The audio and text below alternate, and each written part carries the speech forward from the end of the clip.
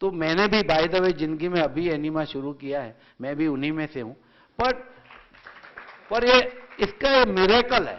आपको कुछ भी कंप्लेन है ना, पहले एक एनिमा ले लो, आप ठीक हो ही जाते, मैं हो जाता हूं आज की तारीख में। तो ये चीज साइंटिफिक हो गई है।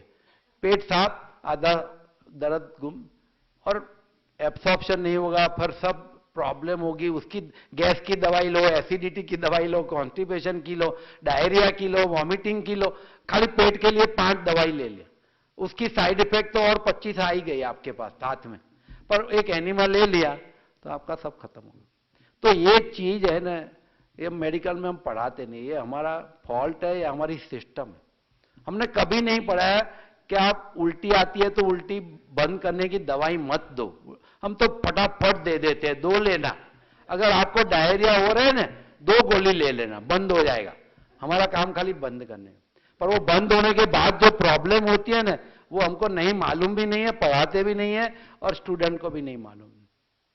आपको नहीं मालूम, वॉमिटिंग के लिए एक दवाई मिलती है। आप हमारे एक डोमस्टाल सबको मालूम होगी, डोमस्टाल, डोमपेरिडोन, और एक दूसरी है मेटोक्लोप्रोपेमाइड, 2 है, समझो हम पढ़ाते हैं स्टूडेंट को। वो जो दूसरी दवाई है ना, उसकी जो साइड इफेक्ट है ना, आपने वो पार्किंसोनिज्म तो सुना होगा, पेशेंट भी देखे होंगे, कुछ जो ट्रेमर्स आती है, फिर रिजिड, उनका फेस एकदम एक्सप्रेशन लेस हो जाता है, और वो सीधे चल भी नहीं सकते, ऐसे ऐसे कड़क हो जाता है बॉडी, एकदम मसल स्टिफनेस हो।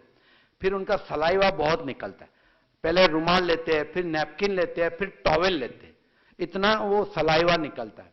और फिर अल्टीमेटली एक दवाई, दूसरी दवाई, तीसरी दवाई, चौथी दवाई, और फिर थोड़े सालों के बाद उनका इंटेस्टाइन काम नहीं करता है, बॉडी नहीं काम करती है। और ये दवाई जो है वॉमिटिंग की, वो एक गोली पार्किंसोनिज्म प्रोड्यूस करती है। आप सोचो, एक वॉमिटिंग की गोली एक खाने से अगर side effect parkinsonism, we call drug induced parkinsonism, patient parkinsonism में चला जाता है। आप सोचो उसकी हालत क्या हो गई। वॉमिटिंग तो भूल जाएगा, पार्किंसोनिज्म के सारा फैमिली बोले हम तो आए थे वॉमिटिंग के लिए, आपने क्या कर दिया, एक ही टैबलेट दी। वो अभी इंसिडेंट बना, एक लेडी डॉक्टर थी, वो प्रेग्नेंट थी, और उनको वो टैबलेट दी गई, और वो पार्किंसोनिज्म में चली गई। आप सोचो, तो डॉक्टर लोग, साइड इफेक्ट, ये सब है ना, बहुत मुश्किल काम है। दवाई इटसेल्फ इज मुश्किल, आप समझो, आप उससे दूर रहिए। कोई भी दवाई अगर दूर रहे तो सुखी है आदमी। अगर पास आने लगी, एक आई, दूसरी आई, तीसरी आई, फिर वो साइकिल चालू हो जाएगी।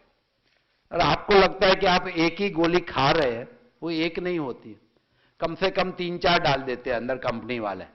वो आप अंदर पढ़ोगे तब मालूम होगा कि अंदर क्या क्या आता है। पर आपको लगता है कि मैं तो एक ही गोली खाता हूं, मेरा ब्लड प्रेशर कंट्रोल में है। वो एक नहीं होती है, 2-3 मिक्स आती है, सब आपको देते ही जाते हैं।